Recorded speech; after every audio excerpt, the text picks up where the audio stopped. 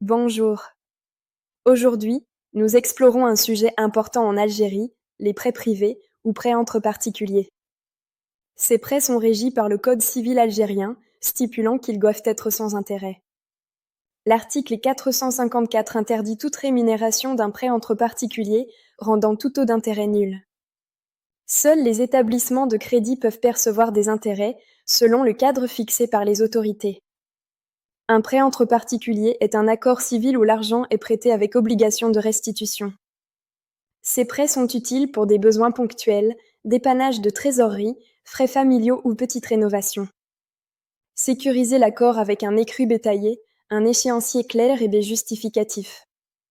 L'emprunteur doit définir clairement le besoin, montant, durée et calendrier de remboursement. Rédiger un contrat de prêt ou reconnaissance de dette incluant modalités et pénalités raisonnables en cas de retard. Transférer les fonds par virement traçable, éviter l'espèce et payer les échéances selon le calendrier. Les prêts privés offrent simplicité et rapidité avec moins de formalités que les prêts bancaires. Ils sont flexibles, permettant des modalités de remboursement adaptées aux besoins des deux parties. Ces prêts sont une solution pour ceux sans accès bancaire classique, basé sur la confiance. Cependant, des risques existent, l'absence de cadre juridique clair peut complexifier les litiges. Le prêteur risque le non-remboursement et des taux abusifs peuvent exister malgré la loi. Il y a aussi un risque d'arnaque. Des plateformes de financement participatif en Algérie offrent un cadre plus sécurisé. On trouve CrowdDZ, plateforme Baraka et P2P Alpha, soumises à des réglementations spécifiques. En cas de doute, privilégiez toujours les circuits officiels comme les banques.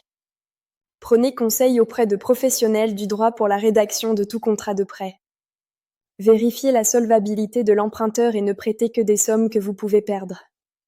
Le secteur financier algérien évolue, avec un essor important de la finance islamique. Des réformes, comme le décret du 13 juillet, bonifient les taux des prêts immobiliers islamiques, réduisant les coûts. Merci d'avoir suivi cette présentation. Restez informés et prenez des décisions éclairées.